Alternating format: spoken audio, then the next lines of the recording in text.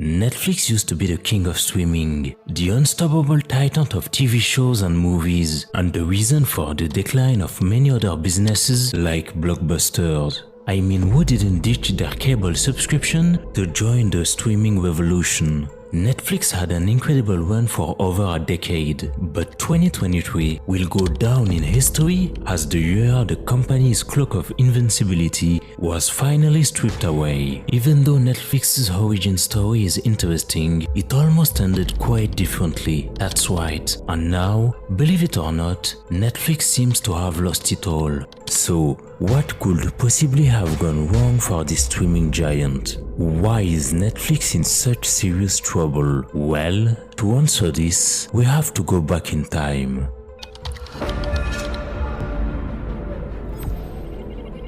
Back in the early days, Netflix founder Mark Randolph had always been eager to start his own online venture. He saw how Amazon's online book sales skyrocketed and knew the internet was a goldmine waiting to be tapped. But the big question was, what kind of business should he start? Mark's brain was buzzing with ideas for potential products. But deep down, he knew most of them wouldn't work. That's when his friend Reed Hastings suggested they should focus on something people would pay for regularly. You know, find a customer and have a steady stream of income. They thought about VHS cassettes as this was the go-to option for movie rentals back then. And that's when it clicked. The movie rental business was ripe for a revamp. Imagine renting movies online. It could be a game changer. But as Mark and Reed explored the idea, reality started to hit them.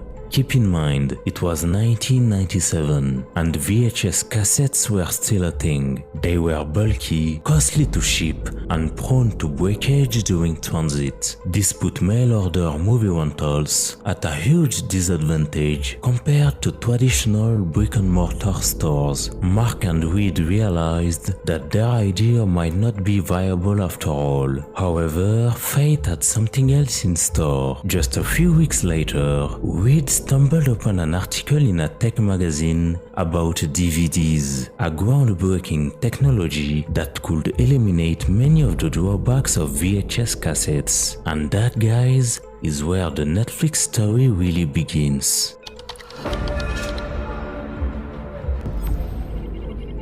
These small lightweight discs were inexpensive to send. Not only that, but DVDs were also more cost-effective to buy and store. Reed believed that a DVD rental business could be way more profitable than one based on VHS cassettes. Plus, it was such a new technology that no one else had tried it yet. It seemed like the perfect solution, so they tested the idea by mailing a DVD to themselves. When it arrived in perfect condition, the concept of Netflix was born. For financing this project, Reed had some money saved up from his previous business, but Mark was short on cash. So, he turned to his mom, who ended up becoming an early investor in Netflix. Although her initial reason for investing was to support her son, her investment would make her insanely rich in the years to come. With this money, Mark and Reed rented a small office and hired a few people. Imagine this, a humble workplace with foldable tables, some worn-out furnitures, and employees paid well below the minimum wage.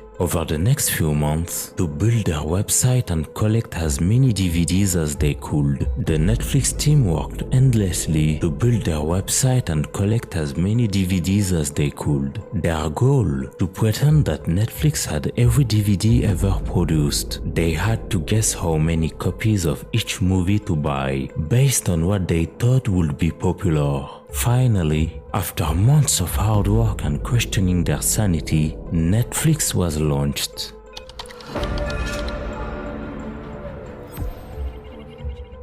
The Netflix website was finally ready to go live, At 9 a.m., they launched their website with a bell connected to their computer to ring with each sale. Mark placed the first ever order, and then the bell started going crazy, ringing again and again and again as internet users ordered DVDs for themselves. But just 15 minutes into the excitement, their website crashed due to the traffic. Back then, you couldn't just add servers and bandwidth instantly, so they had to rush to the nearest electronics store to buy more servers. Once their employee returned with 8 new servers, they managed to get the website back up. However, it only lasted another 45 minutes before crashing again. Despite the chaos, they received 137 orders on their first day. After earning over $94,000, they realized that only $1,000 came from DVD rentals, while the rest was from DVD sales. Netflix had offered 2 options: buy the DVD for $25 or rent it for $4. Mark and Reed had expected most customers to rent, as Netflix could rent out the same DVD multiple times and make more money. But oddly enough, people were buying DVDs instead of renting them. During their first month, Netflix sold a ton of DVDs because no one else was selling them online yet. Mark and Reed knew that other companies would soon enter the market, so they needed to shift their focus. They wanted customers to rent more DVDs because it would bring them higher profit margins and a more unique business model. They wanted customers to rent more DVDs because it would bring them higher profit margins and a more unique business model. This would allow them to build a loyal customer base before competitors could catch up, and so the Netflix journey continued. In the summer of 1998, Amazon's founder Jeff Bezos got in touch with Mark and Reed to discuss selling DVDs. After their discussion, Mark and Reed realized that having DVD sales and rentals on the same website might be too complex. It was like running 2 businesses and could seriously confuse consumers. They decided that their dream company would focus on DVD rentals. So instead of selling their company to Amazon, Netflix opted to redirect DVD buyers to Amazon's website. In return, Amazon would promote Netflix as a DVD rental service. This partnership would boost Netflix's popularity, turn Amazon into an ally, and most importantly, allow Netflix to concentrate on DVD rentals, the revenue model Mark and Reed truly believed in. Fast forward to January 2007, Netflix introduced its streaming media service, offering video on demand on the internet. At the time, only 1,000 titles were available for streaming, compared to their 70,000 DVD titles. In November 2008, Netflix stopped selling used DVDs and started renting them out on Blu-ray instead. By May 2011, Netflix's streaming business was responsible for a whopping 30% of all internet traffic during peak hours in North America. They offered a monthly streaming plan for just $7.99. In the same way, Netflix's strategic moves played a significant role in taking over its biggest competitor, Blockbuster. Blockbuster was a leading video rental store during the 90s and early 2000s, with thousands of locations worldwide. But when Netflix pioneered a new approach to movie rentals by eliminating late fees and offering DVDs through their website, Blockbuster struggled to keep up with this new model. Despite launching its own online rental service, Blockbuster was unable to compete with Netflix's innovative strategies and convenience-driven approach.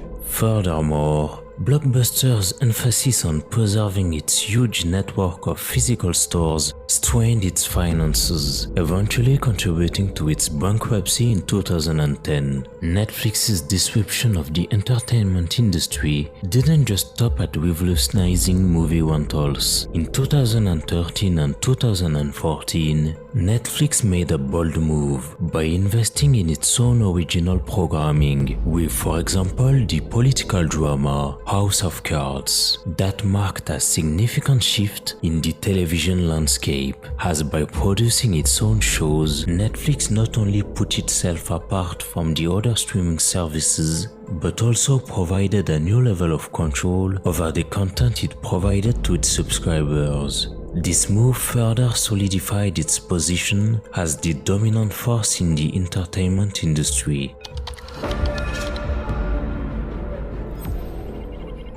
After enjoying the status of a streaming giant for almost a decade, things started to turn for Netflix. In 2022, Netflix experienced its first quarterly subscriber drop in almost a decade. So what happened? When the market opened, Netflix shares plummeted by 30%, erasing $45 billion from the company's value in a flash. For their first quarter results, Netflix reported a loss of 200,000 members, even though they were hoping to gain 2.5 million subscribers. They blamed shared passwords and more competition from streaming services like HBO Max, Amazon Prime, Disney Plus and others. The company attributed the decline to increased competition and the impact of the Russian invasion of Ukraine. Leaving Russia cost Netflix 700,000 customers, but the overall economic situation was not helping them either. With inflation on the rise, families started re-evaluating their budgets. In the first quarter of 2022, approximately 1.5 million UK streaming subscriptions were cancelled, with over a third of those being asked to save money. To combat the decline, Netflix hinted at making significant changes to its business model, including reconsidering its approach to password sharing. Following the release of their fourth quarter financial reports at the end of the previous year, Netflix and Facebook saw their stocks plummet. This pattern might indicate that investors are growing more sensitive to unfavorable forecasts. With the Federal Reserve preparing to raise interest rates, fast-growing companies such as Netflix are expected to suffer even more downward pressure, and so the once mighty streaming giant found itself into a precarious situation, struggling to adapt to the ever-changing landscape of entertainment and the economy. Apart from that, Netflix seems to be facing a decline for a few reasons. First, the focus on woke content or progressive propaganda is a major turnoff for many viewers. Even Elon Musk called the platform unwatchable because of this. The shift in content is causing the company's financial decline. As the saying goes, go woke, go broke. With their woke garbage, they've been changing character races in some of their productions, where they cast a black actress to play as Cleopatra. This change has made the Egyptians furious, to the point where a government-owned Egyptian broadcaster has announced a big-budget documentary that will portray Cleopatra in a more realistic way, with a whiter skin, in accordance with our Greek origins. This push for a woke agenda has only driven many people away, as they are revisiting history to the point of becoming a meme. On Twitter, people are mocking the company by creating fake movie covers, like Ryan Gosling starring as Obama, Will Smith starring as Napoleon, or a documentary about Elon Musk. Overall, woke content and competition are the two main reasons behind Netflix's downfall.